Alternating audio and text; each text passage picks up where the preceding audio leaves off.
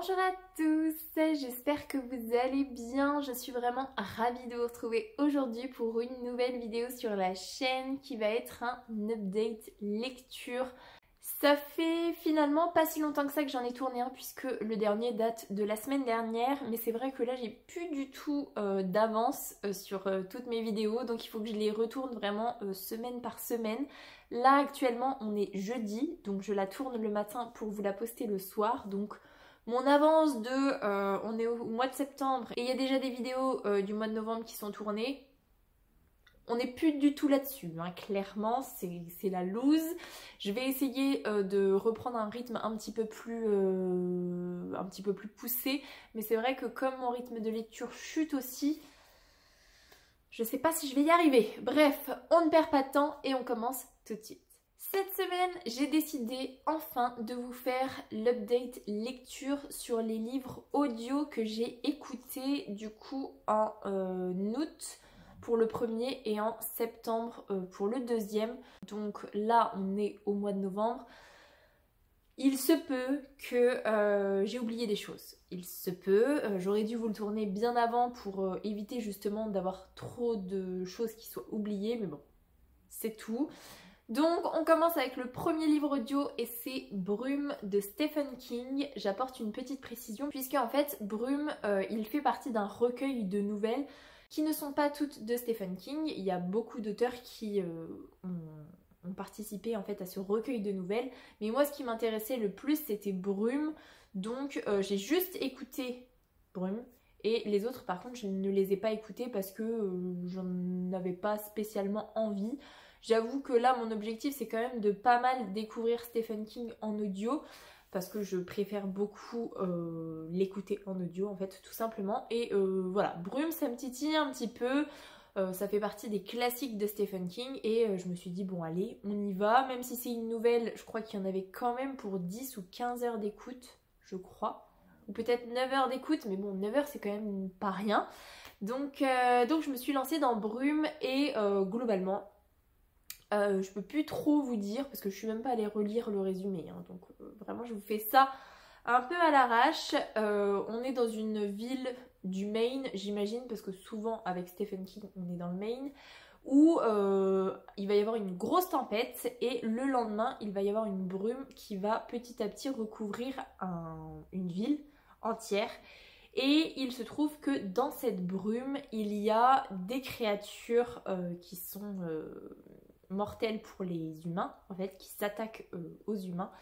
Et on va suivre une petite famille, enfin essentiellement un père de famille avec son fils qui vont aller se réfugier dans un supermarché avec du coup quelques habitants de cette ville et quelques personnes qui étaient de passage à ce moment-là. Et comment ils vont essayer de découvrir ce qui est la brume, comment ils vont essayer de sortir de cette supérette parce que c'est quasiment impossible de sortir dans la brume. Que ce soit la nuit ou le jour, elle est toujours présente, on ne sait pas d'où elle vient. On ne connaît pas l'étendue des créatures qui peuplent cette brume et voilà, globalement c'est à peu près ça le résumé. Maintenant, au niveau de mon avis, comme ce que je vous dis souvent, l'écriture de Stephen King, vraiment j'adore, je trouve que c'est un écrivain de talent, vraiment. C'est juste que ce style-là, je préfère l'écouter en audio et l'audio rajoute quand même quelque chose, un côté très immersif à l'histoire. Et voilà, donc globalement j'ai passé un très bon moment d'écoute avec Brume, un très bon moment de lecture du coup avec La Plume de Stephen King. C'était très chouette, j'ai apprécié que on n'ait pas vraiment de réponse. On sait, on apprend certaines choses sur la brume, on part vraiment du flou total et on apprend certaines choses, mais il y a d'autres choses qui restent quand même dans le flou, même au niveau de ce que vont vivre les personnages dans le futur. On ne sait pas trop si ça va bien se finir ou pas. Enfin, il y a une fin quand même.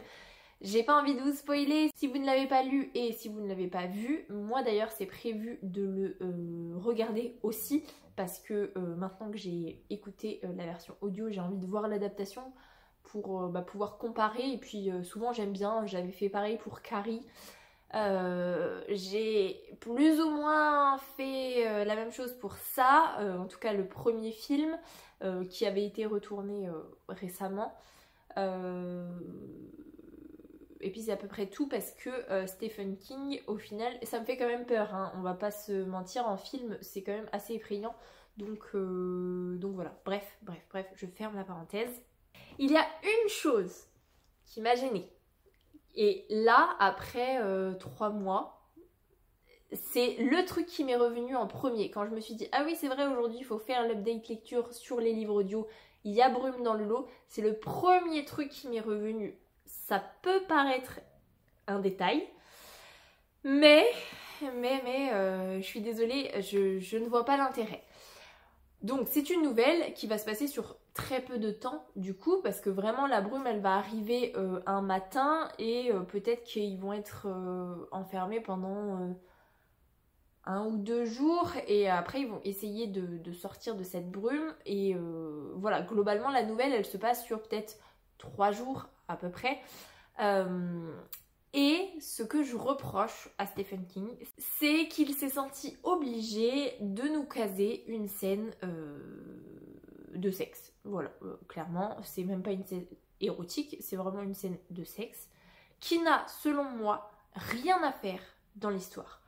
Que ce soit au niveau du récit, que ce soit au niveau de l'ambiance, que ce soit au niveau moral entre guillemets, parce qu'en plus il y a un petit côté amoral de ce qui se passe. En fait, cette scène-là n'a aucun intérêt dans le livre, je trouve.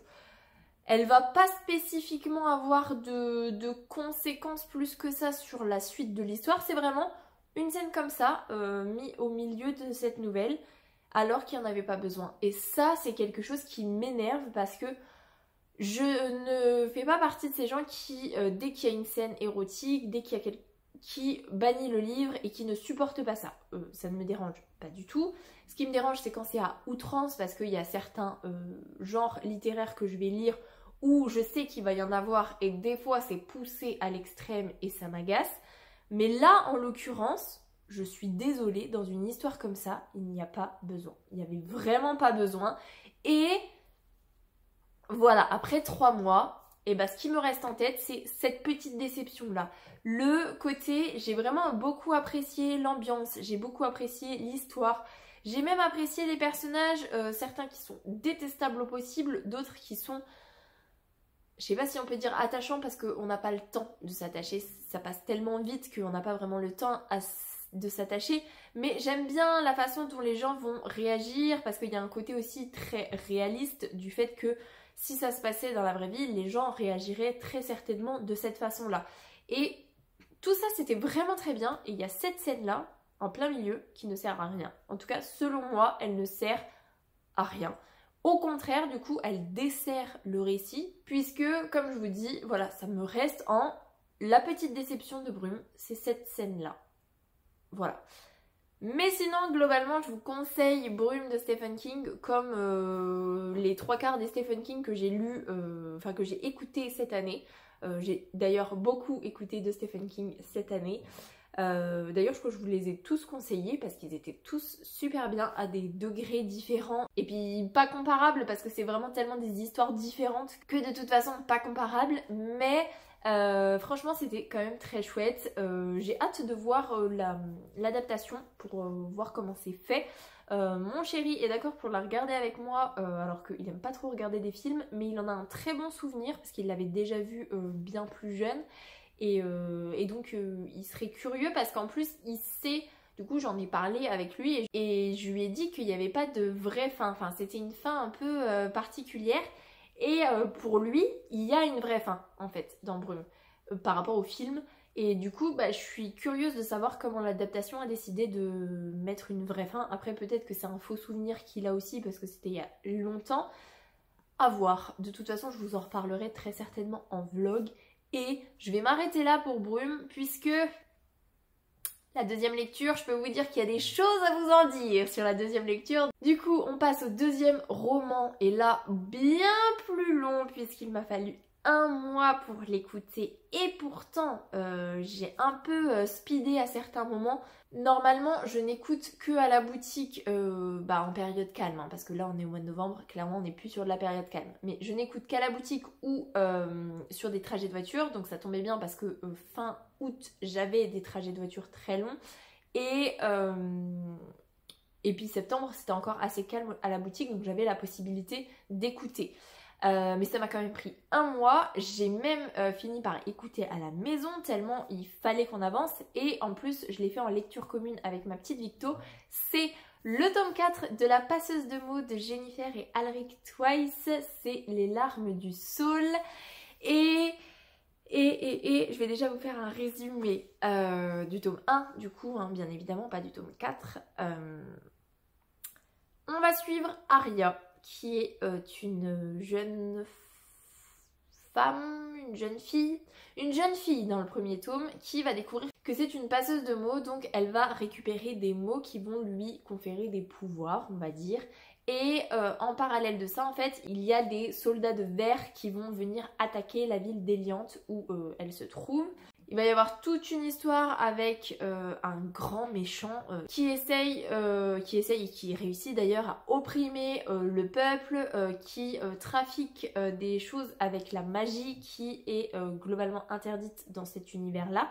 Enfin en tout cas dans ce royaume-là. Il y a un traité magique qui a été mis en place, en bref, et Ariane va partir en quête pour essayer justement de récupérer des mots, les maîtriser, maîtriser ses dons, et réussir en fait à s'opposer à ce grand mal qui émerge, tout simplement. Ça c'est globalement l'histoire de base du tome 1, mais c'est également l'histoire du tome 2, du tome 3 et du tome 4, puisqu'on est toujours là-dessus, on est toujours sur la quête de mots, on est toujours sur l'opposition à ce grand mal qui émerge. Et voilà.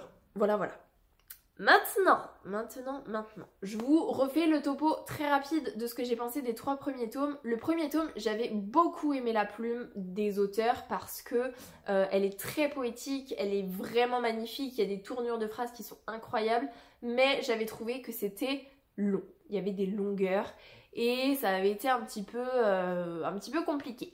Du coup, quand ma petite Victo m'a proposé, m'a dit qu'elle avait lu le tome 1, je lui ai dit, écoute, j'ai besoin d'un moteur pour lire le tome 2, donc est-ce que tu veux bien qu'on fasse une lecture commune? On a fait la lecture commune du tome 2, qui avait été... il y avait eu des longueurs, il y avait eu la même chose au niveau de l'écriture, parce que les auteurs sont toujours très très très bons au niveau de l'écriture. Et par contre, je vais pas vous dire que ça avait été un coup de cœur, parce que globalement les livres sont immense et du coup la toute fin explosive incroyable, c'était dinguissime la fin du tome 2, on n'en revenait pas, franchement, même plusieurs jours après on n'en revenait pas tellement c'était incroyable. Donc c'était pas un coup de cœur, mais c'était vraiment super bien, le tome 2 était trop bien. Du coup on a lu le tome 3 pas dans la foulée, je crois qu'on a laissé passer 1 ou 2 mois, peut-être 6 mois, je ne sais plus, et on a fait la lecture commune du tome 3 toutes les deux. Et j'avais été déçue du tome 3 parce que on avait tellement eu un final qui avait pris du temps, qui avait été incroyable pour le tome 2, que le final du tome 3, j'avais trouvé que c'était un flop, j'avais trouvé que c'était décevant, il y avait toujours des longueurs pour le tome 3 et j'avais dit à ma petite Victo, écoute, quand le tome 4 sortira, je suis pas sûre d'avoir envie de le lire. Et quand il est sorti, j'avais même passé la saga en saga abandonnée parce que en fait je pouvais plus. Et finalement j'ai décidé, parce que j'avais quand même trop envie de l'expérience lecture commune avec Victo, parce que c'est vraiment quelque chose qui est trop agréable à faire avec elle. Et du coup je lui ai dit d'accord, je veux bien qu'on la fasse si ça te convient, mais moi je le lis pas en papier, je l'écoute en audio. Donc c'est ce qui a été fait. Ça a été très très long parce que je crois, non je vais pas vous dire de bêtises, mais on est sur plusieurs jours d'écoute, je crois. On est peut-être sur... je ne sais plus, mais c'est très très très long. Qu'est-ce que j'ai pensé de ce tome 4 c'est une déception. C'est une déception.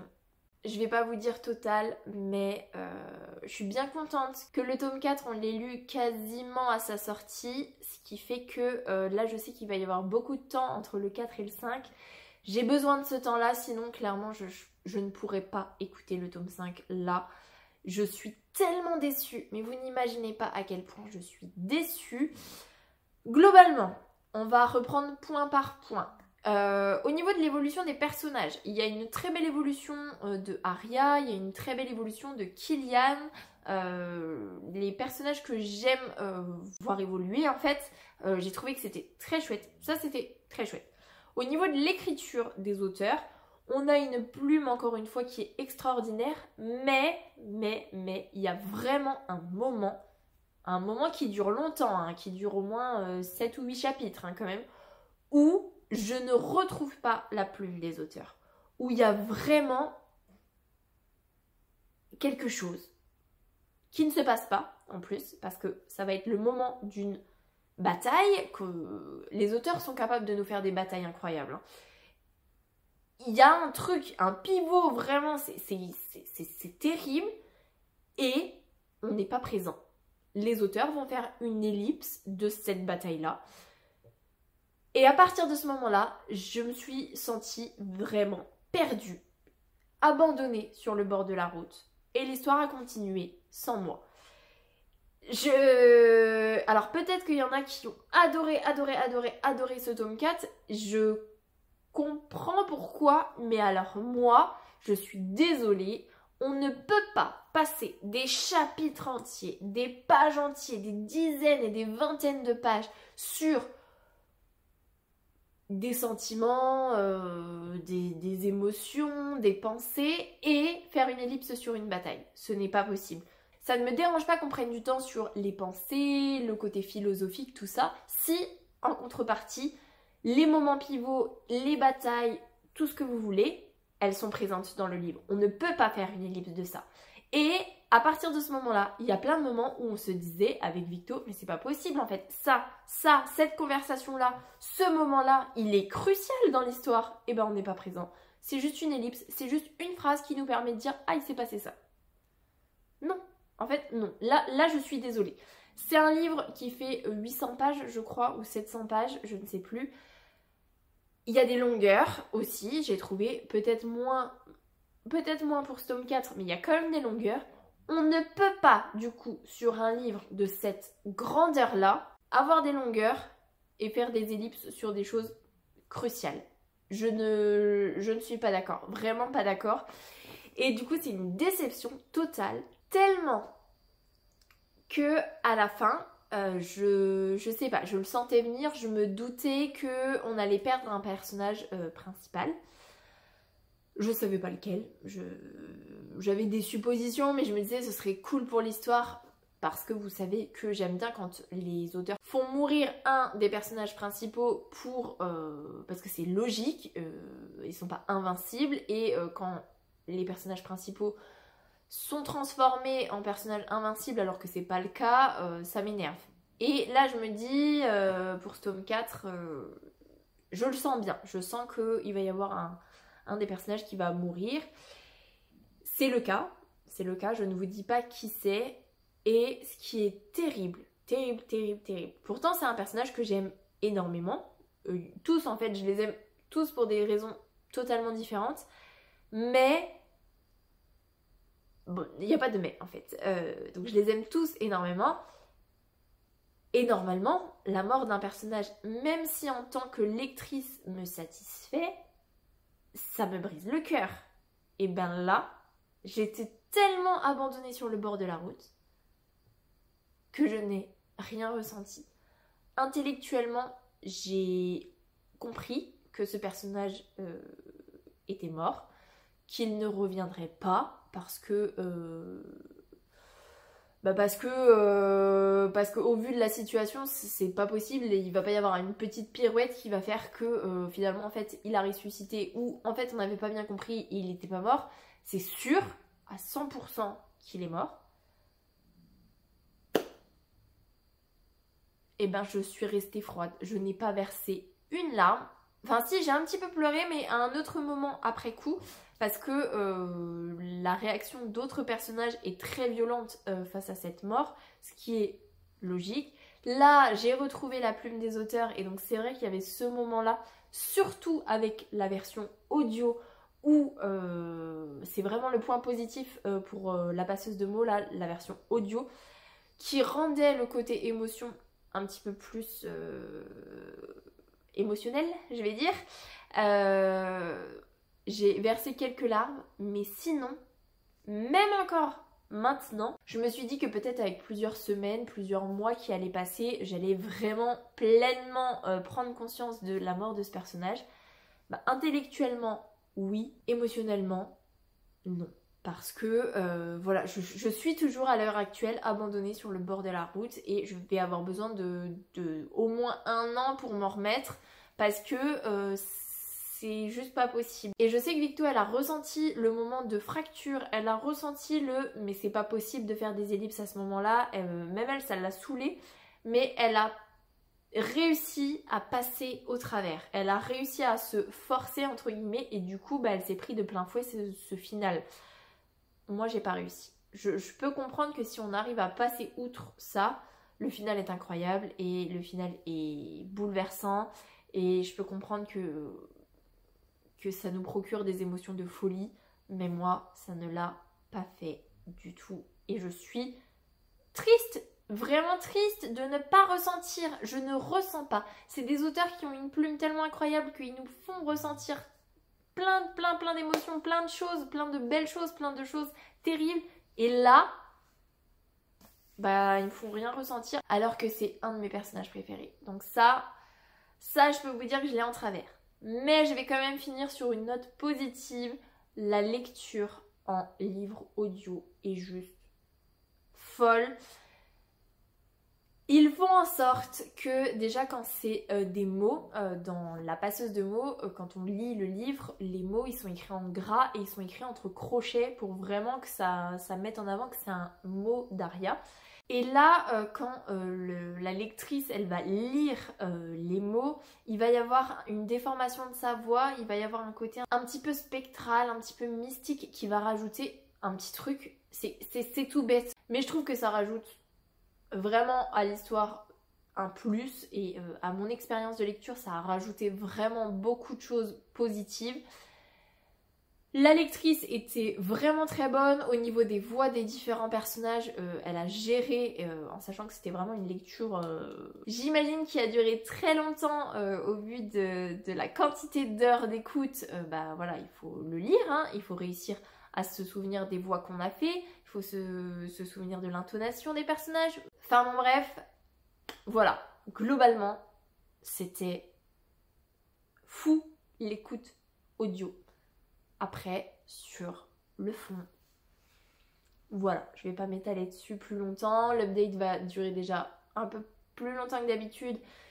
Et je pense qu'il faut passer à la suite. Je pense qu'il faut que je clôture le tome 4 de la passeuse de mots, que je le range dans un petit coin de ma tête et on verra avec le tome 5. Peut-être que ce sera mieux, peut-être que je vais avoir un coup de cœur pour le tome 5 et ça va remonter dans mon estime. Mais là, pour l'instant, j'ai besoin d'une pause parce que bah trop déçue en fait, vraiment trop déçue. Du coup, je vais vous laisser là-dessus. J'espère que cette update lecture vous aura plu, même si au final, c'est vraiment du mi-figue mi-raisin pour cette update. Mais en tout cas, ce qui est sûr, c'est que l'expérience audio est toujours aussi incroyable. Et ça, franchement, c'est trop cool. Donc, voilà. Je vais vous laisser là-dessus. J'espère que cette vidéo vous aura plu. Si c'est le cas, n'hésitez pas à mettre un petit pouce dans les airs, à vous abonner à la chaîne et à venir discuter avec moi en commentaire. Ça me fera super plaisir. Pour les plus timides, un petit emoji tigre, ce sera très apprécié. En attendant, je vous souhaite une très belle semaine, de très belles lectures et je vous dis à la semaine prochaine. Salut!